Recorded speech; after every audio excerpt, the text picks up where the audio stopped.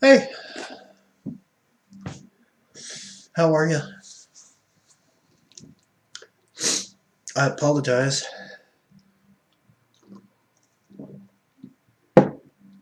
for not being here, but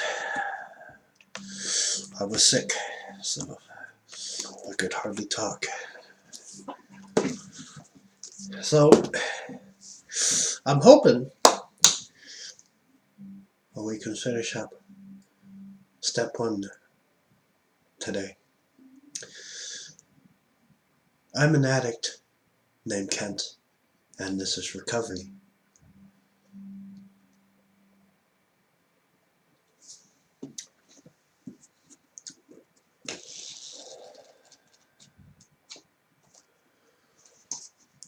Can you believe we're in October?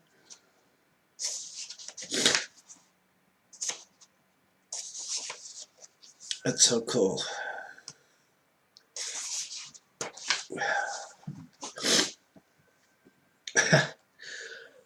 Wow. Is this ever fitting?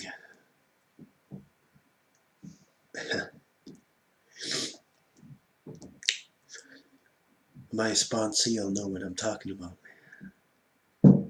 Serenity after the storm. See, I can't fix you.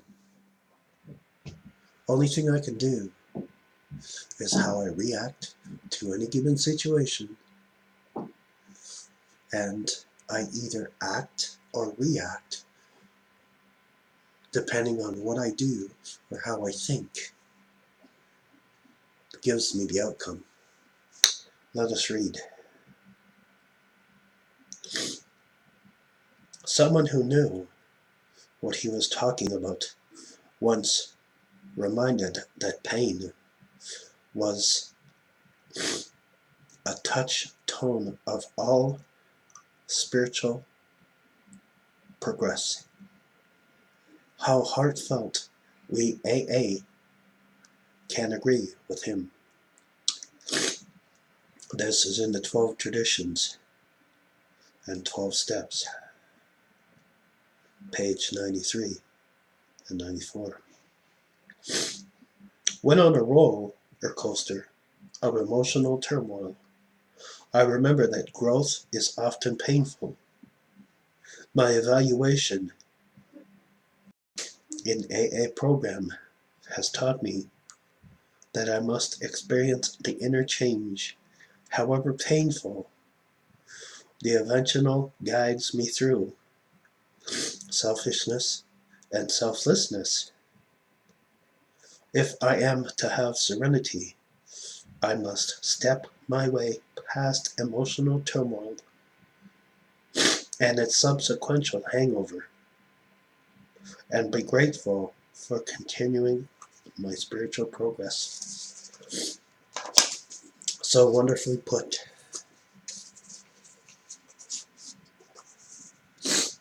Bill and Bob.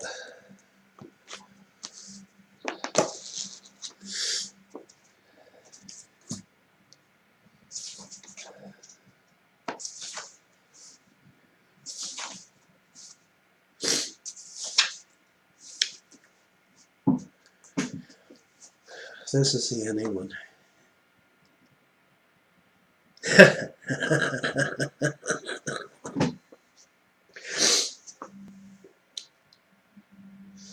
Oh, how true it is. Losing self-will. That's usually the last one to go. I just need to hang on to a little bit of myself. I can't let that go. Hogwash, phooey, and yabba dabba doozle. Our egos, once so large and dominated, now take a back seat because we are in harmony with a loving God. We find that we lead richer, happier, and more fruitful lives when we lose self-will. In basic text, page 105. Addiction and self-will go hand in hand. The unmitigatable that we admit in step 1, as much as a product of our self-will, and was our chronic drug use. And today, living on self-will can make our lives just as unmanageable as we were when we were using. When our ideas, our desires, our demands take first place in our lives, we find ourselves in constant conflict with everyone and everything around us. Self-will reflects our reliance on ego, the only thing that will free us from self-will, and the confidence it generates in our lives is to break our alliance and reliance on ego, coming to rely instead on the guidance of God offered us by a loving God. We are taught to consult spiritual principles, not our selfish desires in making our decisions. We are taught to seek guidance from a God, one with a long and larger vision of things than our own. In doing this, we find our lives meshing more and more easily with order of things around us. No longer do we exalt ourselves from the flow of life. We become a part of it and discover the fullness of what recovery has to offer. Just for today, I will seek freedom from ego and conflicts generated by self-will. I will try to improve my conscious contact with the God of my understanding, seeking the guidance and power I need to live in harmony with the world.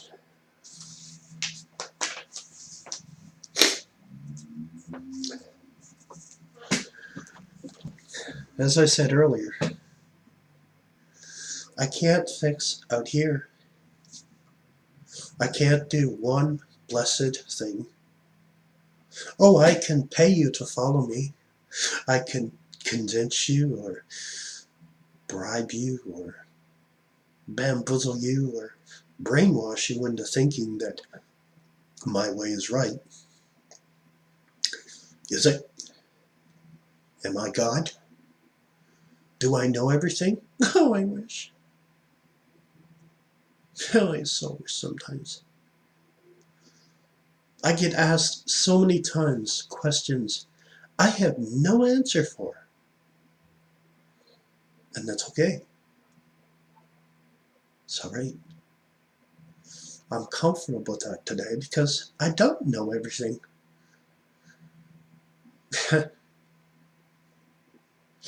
God, in His infinite wisdom, chose not to put me in control of this world, because there would be a few people with lightning bolts going up their butts, and I wouldn't hesitate.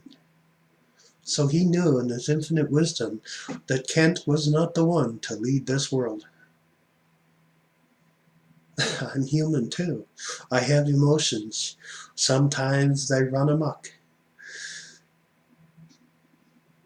I make mistakes. Oh, not you, Kent. Oh, no, really? Yeah, really. I mess up too. I'm not a robot. I make mistakes. I pick myself up, ask to get back on the road, He puts me back on it and shows me how to live. So, where were we in step 1? I need to recap here.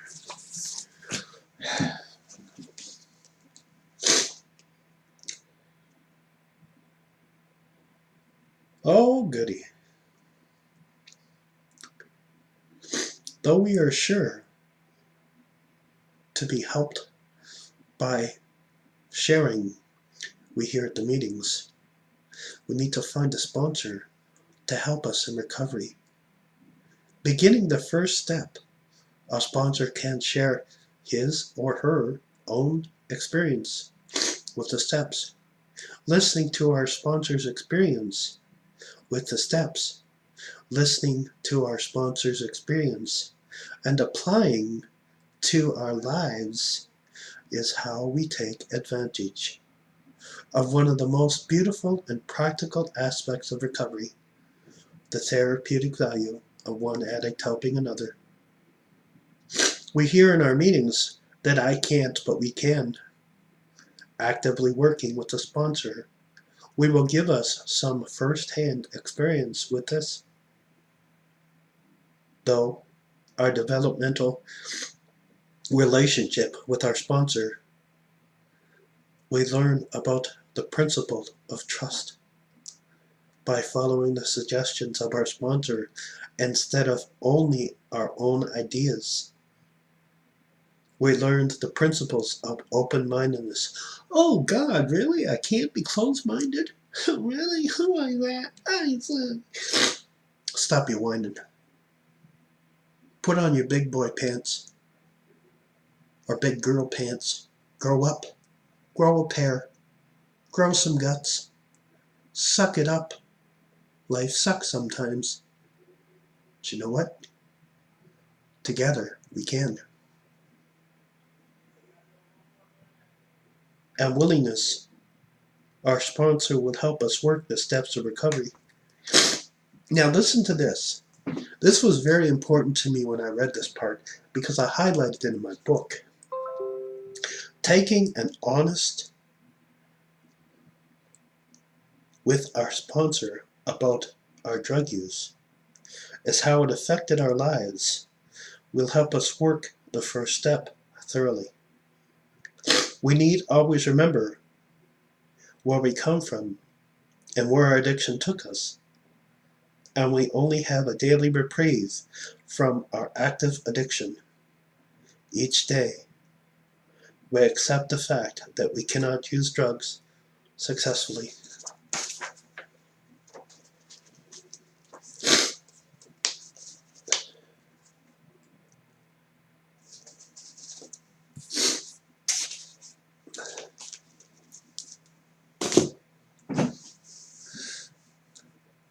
One of the most irritating things I heard when I first came into recovery was, let go and let God.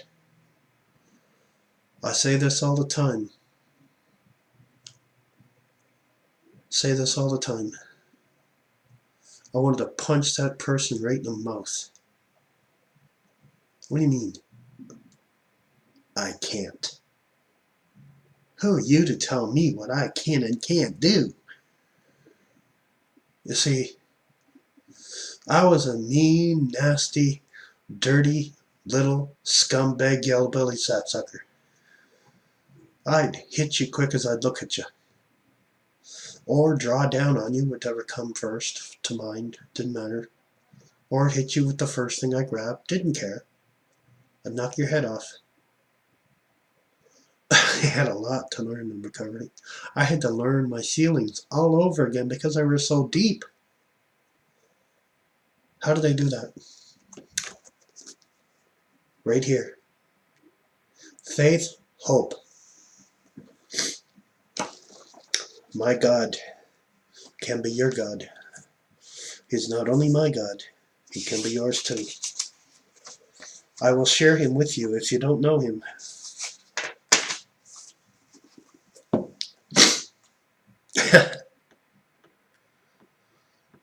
Avoid big failures. Ephesians 4. This is I say therefore, and testify in the Lord, that he that henceforth walk not as the Gentiles walk, in the vein of their mind, having the understanding of darkened, being anointed from life, and God through with the arrogance that is in them, because the blindness of their heart, who being past feeling have given themselves over to lasciviousness. There is a stable strategy Satan uses to take control of our lives. The Bible calls it lasciviousness. Has been preached as being extreme emotional, but it doesn't start out that way. It becomes just as a few seemingly insane thoughts.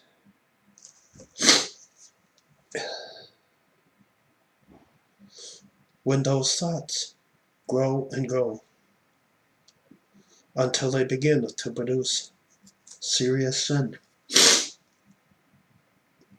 One afternoon, a 9-year-old boy, for example, I just yielded for desire of the curb. I knew better, but I did it anyway. I had a relative who was so good at Texas cruising that I thought he invented it. I was impressed. I wanted to try it. When I let go of all resistance and began to say the cuss words, something evil moved in my thinking and seriously affected me for some 20 years. A law was set in motion. As a result of my flesh gradually became bore us over the entire being. Don't let Satan use strategy of lasciviousness on you, making up your mind and heart today, and obey God in the little things. Avoid the big failures by walking in His Spirit, one step at a time. Major victories will eventually be yours. I use this analogy all the time. I love it. It's so profound and so true. As a baby, did you get up and start running right away? Most of us didn't. First, you rolled, then you crawled, then you climbed, then you walked, then you ran. Just progressive steps. Some of us skipped a step. That's okay.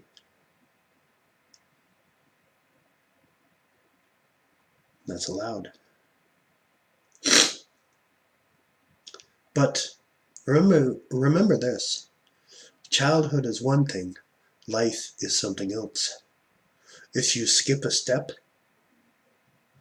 and get cocky or get complacent, you're going to fall down and you're going to hurt yourself. So don't do it.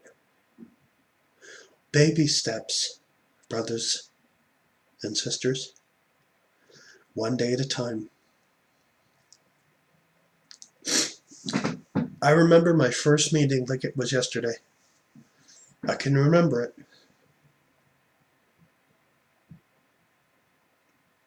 I came in. The man was celebrating 30 years.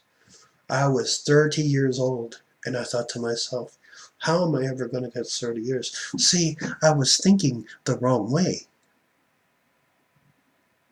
I can't go day 1 to 30 years. I can't do that. Impossible. God, I so wish I could give that to you. And I used to want that gift, but today I don't want it. Because of my experiences, my life lessons, if I would have got that gift, I wouldn't have learned what I learned by the mistakes that I created. I can't go back and fix them, but if I don't deal with them, I'm doomed to repeat them. God bless.